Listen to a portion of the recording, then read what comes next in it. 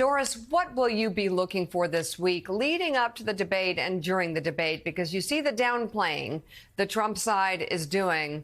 All of a sudden, Joe Biden's such a strong guy who could really eat him for lunch. Surely it's just a battle of expectations, and that really matters in terms of what you think the person is going to do. You know, for example, in the 1960s, the first ever debate, the expectations were that JFK was too young, too inexperienced. Can you imagine that? We worried about him being too young. He was only going to be 43 when he was elected, the youngest president in history. So all you needed him to do was to stand up side by side to Nixon so that he looked like he had stature. So here, I guess the question is, you've got two older people. Which one will have more vitality? Which one will have more energy? Which one will be able to connect with people more? Which one will be able to present programs that those people will care about? It's really the same thing that always is. Whatever they say about the expectations, it's going to be what we think when we watch them. How do we feel, and how do we come away after the debate is over? All right, Hillary Clinton has a new guest essay in the New York Times, and it's entitled, "I've Debated Trump and Biden, and Here's What I'm Watching For." She writes in part this: "It is a waste of time to try and refute Mr. Trump's arguments like in a normal debate. It's nearly impossible to identify what his arguments even are. He starts with nonsense and then digresses into blather. This has only gotten worse in the years since we debated. Yet expectations for him are so low that if he doesn't literally light himself on fire Thursday evening, some will say he was downright presidential. These ploys will fall flat if President Biden is as direct and forceful as he was when engaging Republican hecklers at the State of the Union address in March. Secretary Clinton then advises viewers not to get hung up on the theatrics. Instead, she says to, quote, pay attention to how the candidates talk about people, not just policies. Try to see through the bluster and focus on the fundamentals at stake. And when you see these two men side by side, think about the real choice in this election. It's between chaos and competence. And Jonathan Lemire, I would add also women's rights at stake. Already 50 years of rights decimated, and our health care not existent in some states when women need it in life-saving situations. I mean, the contrast is stark, and yet Donald Trump has ignored Americans, even some members of the media, definitely members of Congress, to his behavior.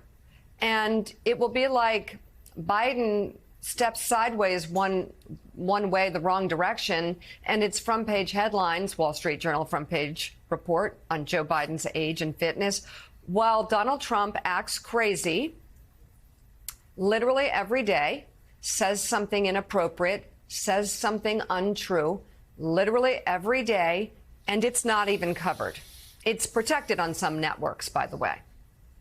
First, to your point, abortion rights, abortion health care rights are part of every conversation about this election and will loom large both tomorrow night, but also, of course, on Election Day in November. But to Secretary Clinton's point there about ignoring the theatrics, that's difficult to do since Donald Trump is pretty much all theatrics. But the Biden campaign's goal is indeed to really provoke him on a few key issues. Abortion rights, you mentioned, also January 6th, democracy, guns, the list goes on.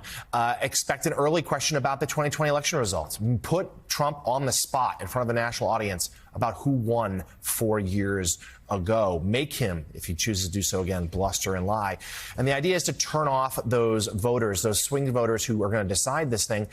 But more than that, as a senior aide put it to me the other day, just remind Americans, hey, this is who Donald Trump is, and like it or not, this is your choice. Trump, Biden. We know there's a lot of polling out there, Americans unhappy with this race, but this is what it's going to be. And the Biden camp suggests that even if there are voters out there who don't really like either man, they'll recognize, Lauren, that Donald Trump is simply an unacceptable option. So the stakes here are really high.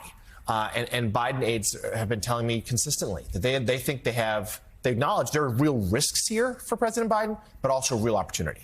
Yeah, I mean, The expectations in some ways are so low of the president. You know, he's constantly underestimated, and we saw that in the State of the Union, this sort of surprise from people that, yes, he's confident and energetic and can show up and talk about the issues in ways that connect, and he can call out Republicans when they heckle him in the middle of the chamber. The Republicans then turn this around to be, you know, this ridiculous conspiracy theory that somehow he was on drugs and that was the only way he could do that.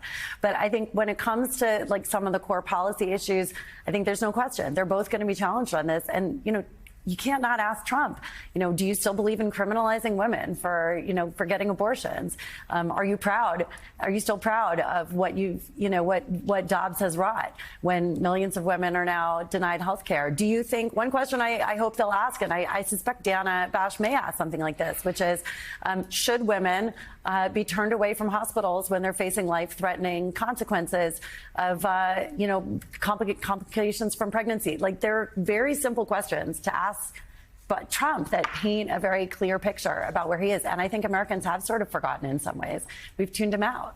So, Eugene, Lauren just effectively laid out how President Biden is going to go on the attack. Let's get you to weigh in on how President Biden might have to play some defense here on a few issues. We know we certainly, Republicans are going to make an issue of his age, okay. But there's also immigration. There's inflation, which polls show Americans still deeply concerned about, even as it's starting to trend in the right direction. Talk to us about the playbook here as to how the president and his team in Wilmington are going to defend what he's done so far.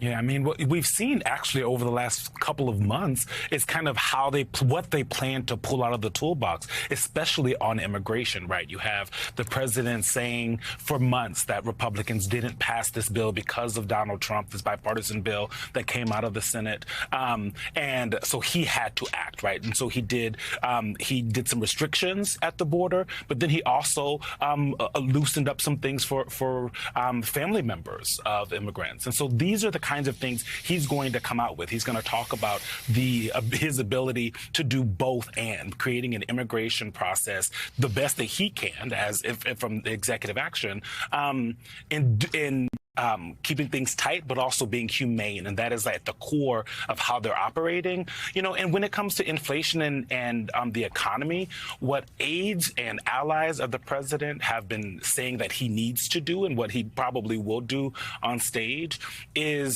admit to people that we know we have more work to do. We've done some things. Inflation is down. Things are better, right? They often talk about having the most resilient economy in the world.